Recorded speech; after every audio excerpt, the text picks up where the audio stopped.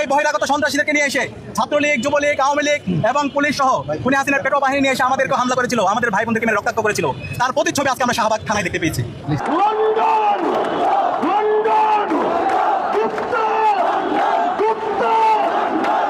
আগের দিন আর না, এগুলো করে কেউ পার পাওয়া যাবে, একদম একদম একদম উত্তরায় ফেলবো, সবগুলোকে টেনে হিসেবে বের করবো। তারেক যে কল যে ফ্যামিলি কার্ড আর কৃষি ভর্তিকের ইয়া থাকে 5 বছরের মধ্যে উইমা বিদায় লন্ডনে থাকা করবে কবরও।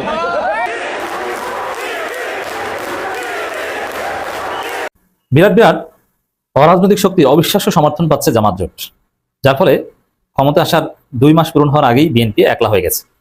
এমনকি বিএনপিকে যারা ভোট দিয়েছে তারা এখন অনেকে আক্ষেপ করছে। অনেক বড় বড় অ্যাক্টিভিস্ট, বড় বড় সাংবাদিক, এক সিনিয়র সাংবাদিকের একটা লেখা পড়লাম, তিনি সম্ভবত সমকালের সাংবাদিক ছিলেন, এখন অন্য একটা হাউজে আছেন। তিনি বিএনপিকে ভোট দিয়েছেন, বিএনপির পক্ষে প্রচারণা চালিয়েছেন, জামাতের হাত থেকে দেশটাকে বাঁচানোর জন্য বিএনপির পক্ষে সিরিয়াস প্রচারণা চালিয়েছেন, এখন আক্ষেপ করছে। এই বৈষম্য কেন? কারণ কি? গ্রামে 17-18 ঘন্টা কারেন্ট থাকে না, আর এখানে 1 মিনিটের জন্য কারেন্ট যায় না। এই বৈষম্য কেন? এই কোন বাংলাদেশ? এই বাংলাদেশ চাই না ভাই। হ্যাঁ ভাই, এই বাংলাদেশ চাই না। যতক্ষণ পর্যন্ত গুলশান, ধানমন্ডি, বনানী এলাকার কারেন্ট না যাবে ততক্ষণ পর্যন্ত ভাই কারেন্টের মর্ম কেউ বুঝবে না। গরিবের উপর দিয়ে কি যাইতেছে না যাইতেছে এগুলা কিচ্ছু যায় আসে না। তাদের উপরে যখন পড়বে তখন দেখবেন এটা খুব সিরিয়াসলি নিবে, এই সংসদের নেতারা খুব সিরিয়াসলি আলোচনা করবে। এখন তো বলে না কারেন্টের কোনো প্রবলেম নাই, তেলের কোনো প্রবলেম নাই, কিন্তু বাস্তবে আমরা যেটা দেখতেছি ওইটার সাথে কি মিলে না। কিন্তু এইসব আলোচনা ধামা চাপা দেবার জন্যই কি এই গুপ্তকে সামনে নিয়ে আসছে। আসসালামু আলাইকুম প্রিয় দর্শক, নতুন একটা নিউজে সবাইকে স্বাগতম। প্রিয় দর্শক, ভিডিওর শুরুতেই অনেকগুলো ভিডিওর অংশ বিশেষ আপনারা ইতিমধ্যে দেখেছেন, দেখেই বুঝতে পারছেন আজকের ভিডিওটি কতটুকু গুরুত্বপূর্ণ এবং আকর্ষণীয় হতে চলেছে। চলুন কথা না বাড়িয়ে একটা লাইক দিয়ে সম্পূর্ণ ভিডিও দেখে আসি। তার আগে বলবো, যারা এখনও চ্যানেলটি সাবস্ক্রাইব করেননি তারা সাবস্ক্রাইব করে দিবেন, আর যারা সাবস্ক্রাইব করেছেন তাদেরকে অসংখ্য ধন্যবাদ। সংসদের ঠান্ডার মধ্যে বৈশা সরকারি দল আর বিরোধী দল একে অপরের পিঠ চুলকাইতেছে। হ্যাঁ, পিঠ চুলকাইতেছে। বিরোধী দল সরকারের প্রশংসা করতেছে, আবার সরকারি দল বিরোধী দলের নেতার প্রশংসা করতেছে। ডাক্তার শফিকুর রহমান স্যার নাকি একটা ইতিহাস রচনা করছে, ভদ্র, মার্জিত, সব অ্যাঙ্গেলে উনি A1, এরকম প্রশংসায় ভাষায় দিছে। দুই পক্ষ মিলামিশা আগামী দিনগুলা কি করা যায় এটা নিয়ে চিন্তা ভাবনায় বৈশা গেছে। জুলাই সনদ, গণভোট, এসব আলাপ থেমে গেছে। আলাপ চলে আসছে গুপ্ত। হ্যাঁ ভাই, অনেক প্রবলেম দেশে। দেখেন, একজন কৃষককে দেখলাম তেল নিতে গেছিল, বেচারা রৌদ্রের তাপে ওইখানেই শেষ হয়ে গেছে। এরকম আরো অনেক মৃত্যুর খবর শুনছি। এর মধ্যে দেখলাম একজন মহিলা কর্মকর্তা, সরকারি কর্মকর্তা, একজন পুরুষকে থাপড়াইতেছে। কি করবে, ওনারও মাথা গরম হয়ে গেছে রোদের তাপে। এই যে একটা দূর অবস্থা চারিদিকে, কিন্তু সংসদে ওনারা কি বলে? তেলের কোনো অভাব নাই, জ্বালানির অভাব নাই, এবং কারেন্টেরও অভাব নাই। কারেন্টের অভাব থাকলেও গ্রামগঞ্জে আছে। এখন থেকে নাকি শহরেও দেওয়ার চেষ্টা করবে। কোন শহরে দিবেন? আমার শহরে দিতে পারবেন? দিয়া দেখান তো। পারবেন না। আমার এখানে কারেন্ট যায় না ভাই, যাবেও না, আমার মনে হয় যাবে না। কারণ কি জানেন, আমি মাননীয় প্রধানমন্ত্রীর এলাকার বসবাস করি। হ্যাঁ, মাননীয় প্রধানমন্ত্রীর মহল্লার লোক আমি। আমার এখানে কারেন্ট যাইতে আমি দেখি নাই। এই যে কারেন্ট নিয়ে এত চারিদিকে আলোচনা, আমার এখানে আজ পর্যন্ত মানে গত 1-1.5-2 মাসের মধ্যে আমি 1 মিনিটের জন্য কারেন্ট যাইতে দেখি নাই। আগামীতে যাবে কিনা জানি না, মনে হয় যাবে না। এই বৈষম্য কেন? কারণ কি? গ্রামে 17-18 ঘন্টা কারেন্ট থাকে না, আর এখানে 1 মিনিটের জন্য কারেন্ট যায় না। এই বৈষম্য কেন? এই কোন বাংলাদেশ? এই বাংলাদেশ চাই না ভাই। হ্যাঁ ভাই, এই বাংলাদেশ চাই না। যতক্ষণ পর্যন্ত গুলশান, ধানমন্ডি, বনানী এলাকার কারেন্ট না যাবে ততক্ষণ পর্যন্ত ভাই কারেন্টের মর্ম কেউ বুঝবে না। গরিবের উপর দিয়ে কি যাইতেছে না যাইতেছে এগুলা কিচ্ছু যায় আসে না। তাদের উপরে যখন পড়বে তখন দেখবেন এটা খুব সিরিয়াসলি নিবে, এই সংসদের নেতারা খুব সিরিয়াসলি আলোচনা করবে। এখন তো বলে না কারেন্টের কোনো প্রবলেম নাই, তেলের কোনো প্রবলেম নাই, কিন্তু বাস্তবে আমরা যেটা দেখতেছি ওইটার সাথে কি মিলে না। কিন্তু এইসব আলোচনা ধামা চাপা দেবার জন্যই কি এই গুপ্তকে সামনে নিয়ে আসছে। কেন গুপ্ত বলেন? গুপ্তচর বলতো না, মানে যারা গোয়েন্দা তাদেরকে গুপ্তচর বলা হয়। এটা একটা সম্মানের ব্যাপার। আর গুপ্ত বললে আমি জানি না শিবির কেন খেপতেছে। খেপা তো উচিত না, একদম চুপ থাকা উচিত ছিল, কোনো রিয়াকশন দেওয়াই ঠিক হয় নাই। ভাই ব্রাদার, গুপ্ত কেন হইতে হয়? যেমন আমাদের স্বাধীনতার যুদ্ধের সময় যারা মুক্তি বাহিনী ছিল, যারা গেরিলা যুদ্ধ করতো, তারা তো গুপ্ত থেকেই গেরিলা যুদ্ধ করতো, তাই না? গুপ্ত থাকার মানে কি? গোপন হয়ে যাওয়া, চোখের আড়াল হয়ে যাওয়া। হ্যাঁ, শত্রুর চোখের আড়াল হয়ে যাওয়া মানে গুপ্ত থাকা। দেখেন, গত সরকারের আমলে শিবিরের কাউরে পাইনি তো ভাই ধরে নিয়ে যেত, তাই না? এটা আপনারা দেখছেন। জামাতের এবং বিএনপি থেকে যারা ইন্ডিয়ার বিরুদ্ধে কথা বলতো, ভারতের বিরুদ্ধে যারা কথা বলতো তাদেরকেও তো উঠায় নিয়ে যাইতো। যেমন ইলিয়াস আলী, উনি ভারতের বিরুদ্ধে কথা বলছিল। উনি বলছিল এই যে ট্রানজিট দেওয়া হইলো, এই ট্রানজিট দিয়া যখন মালামাল যাবে ভারতে, তখন যে এর ভিতর দিয়া গোলা বারুদ যাবে না, কি গ্যারান্টি আছে? এরকম অনেক প্রশ্ন উনি সামনে তুলে আনছিল। তার 2 দিন পরই তো ওনাকে গুম করা হইলো। কি ভয়াবহ একটা ব্যাপার, যার জন্য অনেকে গুপ্ত হয়ে গেছিল। এটা সত্য, এই যে গুপ্ত বলে না, যেমন আমাদের মাননীয় প্রধানমন্ত্রী বলছে না গুপ্ত, সত্যি কথা বলছে, চরম সত্যি কথা তো এটা। গুপ্ত না হলে তো মাইরা ফেলাইতো। একদিনের ঘটনা বলি, আজ থেকে 7-8 বছর আগের ঘটনা। আমার ছেলেটা আবার 5 ওয়াক্ত নামাজ পড়ে, দাড়ি রাখছে, বুঝছেন। হঠাৎ একদিন দেখি বাসায় ঢুকতেছে, তার দাড়ি নাই। আমার মেয়েরা হাসতেছে, আমিও মনে মনে হাসতেছি, এ কি করলো, দাড়ি ফালাই দিল কেন? আমি বললাম কি হইলো, কারণ কি? দাড়িটা তো ভালোই লাগতেছিল। কাকু জানো না, এই চেকপোস্টে আমাকে প্রায় 20 মিনিট আটকায় রাখছে। কাঁধের মধ্যে ব্যাগ ছিল, সমস্ত কিছু চেক করছে। ছাত্র শিবির সন্দেহ করছে, তাকে জিজ্ঞেস করছে শিবিরের সাথে কোনো সম্পর্ক আছে কিনা। অনেক রকম প্রশ্ন করার পর যখন শুনছে যে সিনেমার ডাইরেক্টরের ছেলে, তখন ওদের মাথার মধ্যে ঢুকছে, ও সিনেমার ডাইরেক্টরের ছেলে, তাহলে তো হিরো হইতে চাবে, ও কেন শিবির হইতে চাইবে। ছাইরা দিছে। ও বাসায় আসার আগে সেলুনে চলে গেছে, যে পুরা দাড়ি কামায়া ফেলাইছে। বাসার মধ্যে কিছু ইসলামিক বই ছিল তার, এগুলা সরাইয়া ফেলাইছে। ভয় পাইছে, ভয়। এই ভয় কার মধ্যে নাই? মৃত্যুর ভয় কার মধ্যে নাই? ভাই আমারে ধইরা নিয়ে যাবে, লাঠি দিয়া বাইরাবেন, মাথার মধ্যে গামছা দিয়া পানি ঢালবেন সারা রাত, আমার এইভাবে ঝুলাইয়া রাখবেন দড়ি দিয়া বাইন্দা, আমি এই অত্যাচার সহ্য করুম। এই অত্যাচার থেকে বাঁচার জন্য ওরা গুপ্ত হয়ে গেছিল। আর গুপ্ত হওয়াতে কি হয়েছিল? গুপ্ত হওয়াতেই কিন্তু 5ই আগস্টে সবাই মুক্ত হইতে পারছেন, কেউ মুক্ত হইতে পারতেন না। এই গুপ্ত বাহিনী ছাত্রলীগের সাথে মিলামিশা গেছিল। অনেকের ব্যাকগ্রাউন্ড পাবেন ছাত্রলীগ, এই জন্যই কিন্তু গুপ্ত বলা হচ্ছে যে ওরা ছাত্রলীগ ছিল, 5ই আগস্টের পর ওরা এখন ছাত্র শিবির হয়ে গেছে। ভাই হবে না কেন? গোপন থাকতে হবে। জীবনের মায়া আছে না? কে চায় নিজের জীবন দিতে? চাচা আপনা জান বাঁচা বলে না, চাচা আপনা জান বাঁচা, জান তো বাঁচাইতে হবে। আর ওই জান বাঁচাই তো তারা আন্দোলন চালায় গেছে।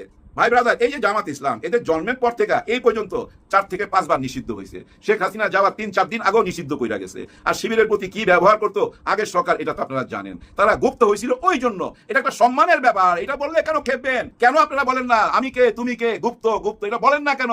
যেভাবে শেখ হাসিনা রাজাকারের নাতিপুতি বলছিল, তখন আপনারা বলছিলেন না আমি কে তুমি কে, রাজাকার রাজাকার। ঠিক তেমনি করে বলেন আমি কে তুমি কে, গুপ্ত গুপ্ত। গুপ্ত একটা সম্মানের ব্যাপার। এখন দেখেন এই গুপ্ত নিয়ে এমন জায়গায় পৌঁছে গেছে, 2টা দল কিন্তু, হ্যাঁ ভাই 2টা দল এই সোশ্যাল মিডিয়ার মধ্যে ঝড় তুলে দিছে।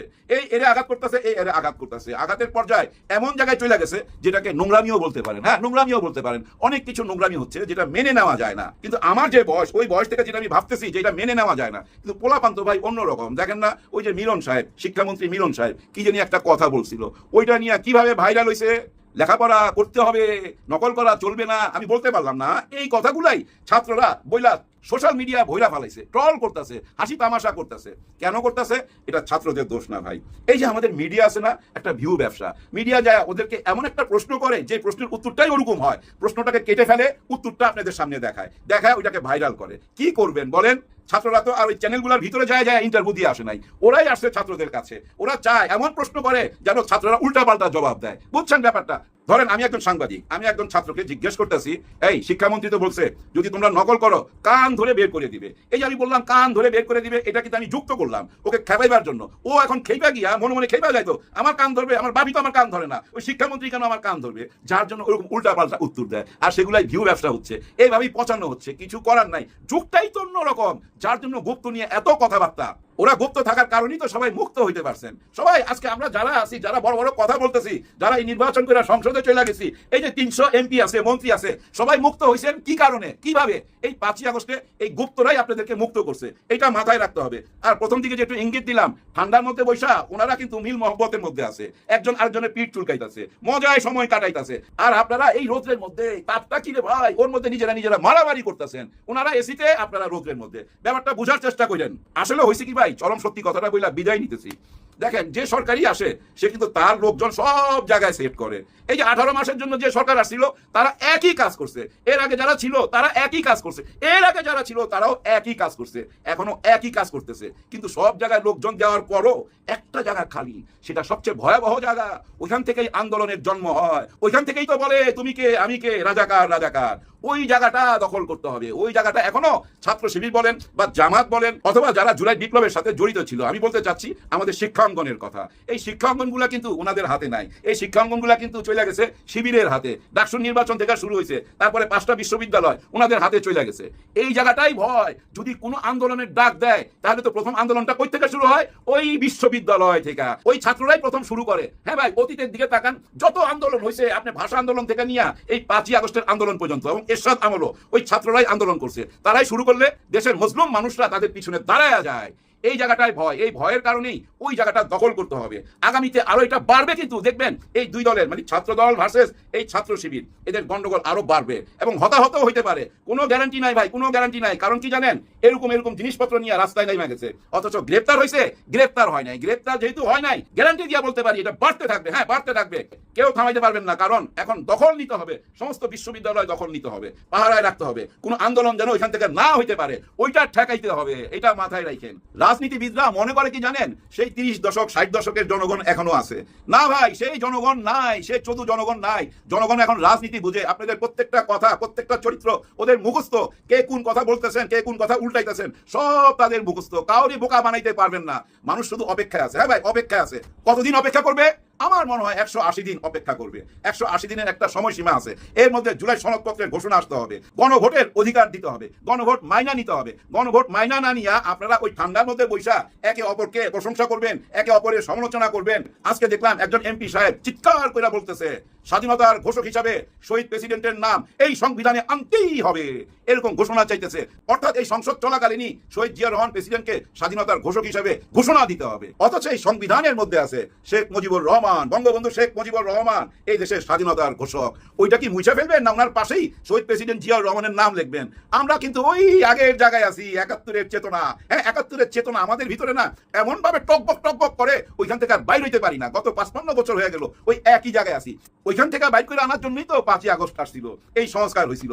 কিছুই মানা হইল না, ওই আগের মতোই দেশ চলতেছে। বিদায় নিবার আগে শুধু এইটুকুই বলবো, যাদেরকে আপনারা বলেন গুপ্ত গুপ্ত, তাদের জন্য আজ আপনারা মুক্ত। হ্যাঁ, গুপ্ত থাকতে হেরম লাগে, হেরমওয়ালারাই গুপ্ত থাকতে পারে, যে কোনো লোক গুপ্ত থাকতে পারে না। দেখেন না, বাংলাদেশের সমস্ত গোয়েন্দা খুঁজা বাইর করতে পারে নাই। পার্শ্ববর্তী দেশ থেকেও ভাই পুরো গোয়েন্দা বিভাগ খুঁজা বাইর করতে পারে নাই। কিভাবে যে 5ই আগস্ট হয়ে গেল কেউ টেরও পায় নাই, দুপুরের খাওয়া রেডি খাইতে পারে নাই, চলে যাইতে হয়েছে দিল্লি। তার মানে কি জানেন, গুপ্ত থাকার মধ্যে একটা হেরম আছে, হেরমওয়ালারাই গুপ্ত থাকতে পারে।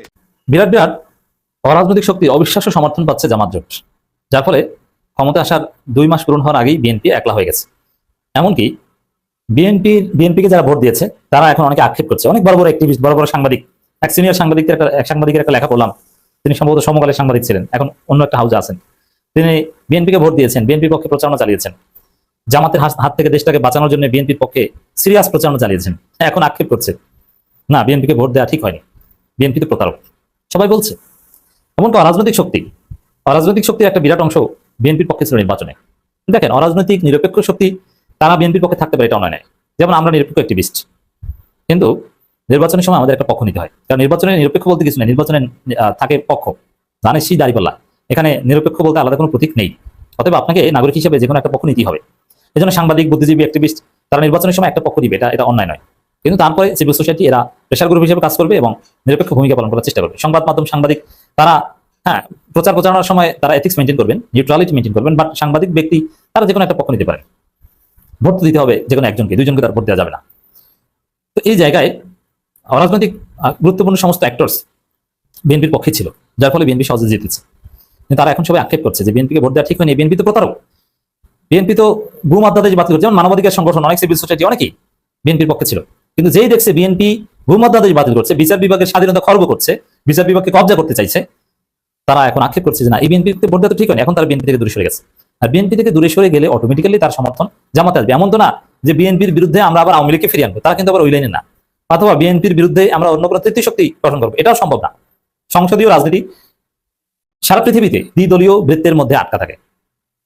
অতীতে বাংলাদেশের শুরু থেকে দ্বিদল, আওয়ামী লীগ, বিএনপি, ভারতেও কংগ্রেস এবং বিজেপি, পাকিস্তানেও মুসলিম লীগ, পিপিপি, এরপরে একটা পর্যায়ে ছিল টিটিপি, তেহরিক ইনসাফ। সারা পৃথিবীতে, যুক্তরাষ্ট্রে যান সেখানেও রিপাবলিকান, ডেমোক্র্যাট, ইংল্যান্ডে যান লেবার পার্টি, কনজারভেটিভ পার্টি। সারা পৃথিবী দ্বিদলীয় রাজনীতি, সেখানে বিএনপি থেকে তারা মুখ ফিরিয়ে নিচ্ছে, অনিবার্যভাবে এটা সমর্থন জামাতের দিকে যাচ্ছে। অ্যাক্টিভিস্ট শহীদুল আলমদের অ্যাক্টিভিজম, এমনকি কিছুদিন পর দেখবেন প্রথম আলো রেল স্টারের কার্যক্রম জামাতের পক্ষে যাবে। বামপন্থীদের কার্যক্রম, যারা জামাতের জাত শত্রু, তাদের বিক্ষোভ মিছিলের সুফলও 2 দিন পর জামাত পেতে শুরু করবে। একদম পিওর বাম যারা আছে, এই যে মেঘমল্লার বসু, এদের কার্যক্রমের সুফলও দেখবেন এক পর্যায়ে শিবির পাবে। এরা জামাতকে গালি দিবে, শিবিরকে গালি দিবে, তারপরও তাদের কার্যক্রমের সুফল জামাত পাবে, অনলি বিকজ অফ বিং বিরোধী দল। এটা পলিটিক্যাল রিয়ালিটি। তো এরকম বিরাট বিরাট অরাজনৈতিক শক্তির, রাজনৈতিক শক্তি এবং অরাজনৈতিক শক্তির অবিশ্বাস্য সমর্থন পাচ্ছে জামাত। আর বিএনপি এখানে একলা হয়ে যাচ্ছে। বিএনপির পক্ষে যারা ছিল তারা সবাই এখন জামাতের পক্ষে চলে আসে। বিএনপি পক্ষ ত্যাগ করা মানে জামাতের পক্ষে চলে আসে। এতে সরাসরি জামাত হওয়ার কোনো প্রয়োজন নেই। দর্শক, সাজি সালাম একটা আহ্বান জানিয়েছেন যে জুলাই শহীদদের পরিবার ও আহত যোদ্ধাদের অরাজনৈতিক থাকার আহ্বান। হ্যাঁ, জুলাই শহীদ যেমন আবু সাঈদের পরিবার, বিএনপি ডাকলেও যায়, তারেক রহমান ডাকলেও যায়, জামাত ডাকলেও যায়, এনসিপি ডাকলেও যায়, সবার সাথে আছে। এরকম নন পলিটিক্যাল থাকা উচিত। এবং শহীদ পরিবার অনেকেই নন পলিটিক্যাল আছে, কেউ আছে আগে থেকে পলিটিক্স করে। এখন বিএনপি এটা নিয়ে একটা নোংরা রাজনীতি করছে। বিএনপি জুলাই যোদ্ধাদের দিয়ে মিছিল করাচ্ছে। কোন জুলাই যোদ্ধা? ওগুলো সব ভুয়া জুলাই যোদ্ধা। ওগুলো হচ্ছে ছাত্র দলের 2 গ্রুপে মারামারি করতে যে কেউ আহত হয়েছে, কেউ কোপ খেয়েছে, ওগুলোকে জুলাই যোদ্ধা হিসেবে পরিচয় দিয়ে তাদের মাধ্যমে তাদেরকে সংসদে নিয়ে বিশৃঙ্খলা সৃষ্টি করাচ্ছে, আবার তাদের মাধ্যমে মিছিলও করাচ্ছে এবং এনসিপিকে গালি দেওয়াচ্ছে যে এনসিপি আসিফ নাহিদ তোমরা বিশ্বাসঘাতক। ওরা আসলে কোনো জুলাই যোদ্ধা না, ওরা হচ্ছে বিএনপি ছাত্রদল, যুবদল। এই কাজ বিএনপি তাদের মাধ্যমে করাচ্ছে। এই জায়গায় স্বাভাবিকভাবে যদি কেউ আহ্বান জানায় যে না, জুলাই যোদ্ধারা আমাদের সবার কাছে সম্মানিত হোক, তাদের পলিটিক্স করা দরকার নেই, এবং এটা অনেকে আমল করবেন, অলরেডি করছে, নিরপেক্ষ থাকবেন, অরাজনৈতিক থাকবেন। তো অরাজনৈতিক যদি থাকে তাহলে অটোমেটিক্যালি সেই জুলাই যোদ্ধাদের চাইতে বড় অরাজনৈতিক শক্তি বাংলাদেশ এখন নাই। সেই জুলাই যোদ্ধাদের সুফল জামাত পাবে, অটোমেটিক্যালি জামাত জোট পাবে। এটাই সত্য কথা। যেমন আপনারা দেখেছেন এই সাজি সালাম যে প্রোগ্রামে কথা বলেছেন, জুলাই যোদ্ধাদের এবং তাদের পরিবারের সাথে জামাত একটা মতবিনিময় সভা করেছে। আমির জামাত নিজে নাহিদ ইসলামরা ছিলেন সেখানে। যারা বক্তব্য দিয়েছেন তারা কেউ জামাত না, কেউ এনসিপি না, একটা বিরাট অংশ অরাজনৈতিক। কিন্তু তারা বিএনপিকে তুলনা করেছেন, জামাতকে বলছেন যে আপনারা মাঠে নামেন, আমরা থাকবো, এবং কেউ কেউ বলছে যে এই যে আগামী রবিবার থেকে মাঠে নামেন, সংসদ ভবন ঘেরাও করবো, এই সেই ইত্যাদি ইত্যাদি। এখন এই সংসদ ভবন ঘেরাওর কথা যারা বলছেন বা বলবেন, তারা কিন্তু জামাত না, এনসিপিও না, অরাজনৈতিক। এই অরাজনৈতিক শক্তি সমর্থন পাবেন, কারণ জুলাইয়ের যোদ্ধারা রাজনীতি করছে না, করবে না, কিন্তু তারা জুলাইয়ের সম্মান চায়, জুলাইয়ের মর্যাদা চায়, এবং এর ফলে তারা অনিবার্যভাবে জামাত জোটকেই সমর্থন করবে। তবে হ্যাঁ, বিএনপি যদি জুলাই আকাঙ্ক্ষা পরিপূর্ণভাবে বাস্তবায়ন করতে পারেন এবং জুলাই সনদ অক্ষরে অক্ষরে বাস্তবায়ন করতে পারেন নির্দিষ্ট সময়ের মধ্যে, তাহলে জামাতের দিকে আলাদা কোনো ঝোঁকার প্রয়োজন জুলাই যোদ্ধাদের হবে না, এবং জামাতের ডাকে আসার প্রয়োজন হবে না, এবং ডাক দেওয়ার প্রয়োজন হবে না। তখন যে যত রাষ্ট্রীয় সুযোগ সুবিধা পাবে সেই দলের অনুরক্ত হবে। এইসব ক্লিয়ার। জুলাই গণঅভ্যুত্থানে শহীদ পরিবার এবং আহত যোদ্ধারা যে কোনো রাজনৈতিক দলের ব্যানারে নিজেদের সীমাবদ্ধ না রাখেন সেই আহ্বান জানিয়েছেন জাতীয় নাগরিক পার্টির উত্তরাঞ্চলের মুখ্য সংগঠক সাজি সালাম। এখন দেখেন জামাত কিভাবে এই জুলাই যোদ্ধাদের, যে অরাজনৈতিক জুলাই যোদ্ধাদের রাজনৈতিক সমর্থন কিভাবে পাবে। এই জুলাই যোদ্ধাদের যারা আমির জামাতের সাথে মত বিনিময় করতে এসেছেন, তারা তাদের মতামত দিয়েছেন যে জুলাই সনদ বাস্তবায়ন করতে হবে। এখন বিএনপি ডাকলে, তারেক রহমান ডাকলে সেখানেও তারা যাবে, সেখানেও তারা জুলাই সনদ বাস্তবায়নের কথা বলবে। এখন জুলাই সনদ বাস্তবায়নের কথা বললেই তো সমর্থনটা জামাত পেয়ে গেল। জামাত তো চায় যে জাস্ট আর কিছু লাগবে না, এখন তার দাঁড়িপাল্লা নাই, নির্বাচন তো হয়ে গেছে, এখন জাস্ট জুলাই সনদ বাস্তবায়নের কথা বলেন। এইভাবেই অনিবার্যভাবে রাজনৈতিক শক্তিগুলোর সমর্থন জামাত পাবে এবং পাচ্ছে। এখন জামাতের দাঁড়িপাল্লায় ভোট দেওয়ার দরকার নেই, জাস্ট জুলাই সনদ বাস্তবায়নের কথা, বিচার বিভাগের স্বাধীনতার কথা যে বলবে সেটি জামাতকে সমর্থন, কারণ জামাত এটা নিয়ে কাজ করে, এবং এটা যদি জামাত বিএনপির কাছ থেকে আদায় করতে পারে, জামাতেই রাজনৈতিকভাবে লাভবান হবে। সাজি সালাম অভিযোগ করেন, বর্তমান রাজনৈতিক প্রেক্ষাপটে বিএনপি আওয়ামী লীগের মধ্যে একটি অলিখিত সমঝোতা তৈরি হয়েছে। তিনি বলেন, দুঃখজনক হলে সত্ত্বেও বিএনপি আওয়ামী লীগের ভোটের মাধ্যমেই ক্ষমতা এসেছে। আওয়ামী লীগের বিভিন্ন স্তরের নেতাকর্মী এমনকি শেখ হাসিনাও দেশের বাইরে থেকে এমন ধরনের কথা বলছেন। এই রাজনৈতিক সমীকরণের কারণে জুলাই অভ্যুত্থান সময় আন্দোলনকারীদের উপর হামলাকারী এবং খুনের মামলায় অনেক দাগী আসামি বর্তমান জামিন পেয়ে যাচ্ছে বলে দাবি করেন। এখানে স্পিকার শিরিন শারমিন চৌধুরী কিন্তু জামিন পেয়েছেন এবং কারামুক্ত হয়েছে। হোয়াটএভার, মূল কথা হচ্ছে যে জুলাই যোদ্ধা থেকে শুরু করে সমস্ত অরাজনৈতিক শক্তি সমর্থন জামাত পাচ্ছে এবং সামনে পাবে। প্রিয় দর্শক, ভিডিওটি দেখে কি জানলেন, বুঝলেন? অবশ্যই আপনাদের মূল্যবান মতামত কমেন্ট বক্সে জানিয়ে দিবেন। পারলে ভিডিওটি শেয়ার করে সবাইকে দেখার সুযোগ করে দিবেন। ধন্যবাদ।